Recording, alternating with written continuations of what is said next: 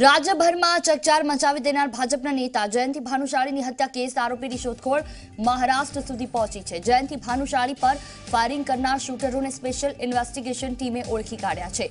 ત્યારે મહારાષ્ટ્રમાં અલગ અલગ સ્થળ પર તપાસ માટે ટીમોને મોકલી આપવામાં આવી। પોલીસ તપાસમાં હત્યારાઓએ માસ્ટર પ્લાન કેવી રીતે બનાવ્યો તેની તપાસ શરૂ કરી છે। તપાસના ભાગરૂપે પોલીસે એક મહિલા સહિત 5 શંકાસ્પદ લોકોની પૂછપરછ કરી છે। ત્યારે તપાસને ધ્યાનમાં રાખીને હત્યારાઓના સ્કેચ જાહેર કરવામાં નથી આવ્યા।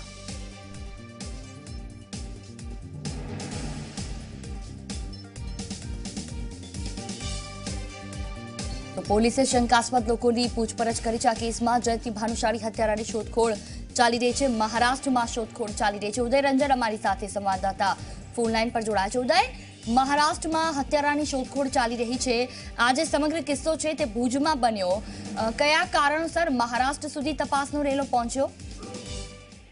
જરૂર વાત કરવામાં આવે તો જયંતિ ભાનુશાળીની જે હત્યા થઈ છે તેનો આખો જે કારસો ઘડાયો હોય, એક આખું પ્રોફેશનલ ગેંગ અથવા તો ખૂબ જ લાંબા સમય બાદ આવા પ્રકારની હત્યા કરવા માટેનું આખું જે પ્લાનિંગ ઘડવામાં આવ્યું, પ્લાનિંગ થયું હોય અને પ્લાનિંગમાં કોણ કોણે ભાગ ભજવ્યો, શું ભૂમિકા હતી તેને લઈને શાર્પશૂટરોનો ઉપયોગ થયો પ્રકારની આશંકા હતી અને આશંકાને પગલે જ તે મહારાષ્ટ્રની અંદર અત્યારે એટીએસ અને અમદાવાદ ક્રાઇમ બ્રાન્ચ અને રેલવે પોલીસની તપાસ ચાલી રહી છે। અને ત્યારે રેલવે પોલીસના ઉચ્ચ અધિકારીઓનું જણાવવું છે કે 2 દિવસની અંદર આ સમગ્ર મામલા ઉપરથી આખો પડદો ઉચકાઈ જશે અને કઈ રીતે હત્યા થઈ અને ક્યાં હત્યા થઈ, આનો પ્લાન ક્યાંથી બનાવવામાં આવ્યો હતો અને કોણ કોણનું ઇન્વોલ્વમેન્ટ છે તે અંગે અત્યારે તપાસ ચાલી રહી છે। અને જે સ્કેચ હતા એ સ્કેચ હજી સુધી જાહેર નથી કર્યા, કારણ કે સ્કેચને લઈને જો જાહેર કરવામાં આવે તો એ મીડિયામાં પ્રસારિત થઈ જતા આરોપીઓ જે છે ચેતી જાત અને કદાચ આરોપીઓ પકડવામાં પોલીસને નાની મોટી મુશ્કેલી થઈ શકે। એ માટેથી હજી સુધી સ્કેચ જાહેર નથી કર્યા।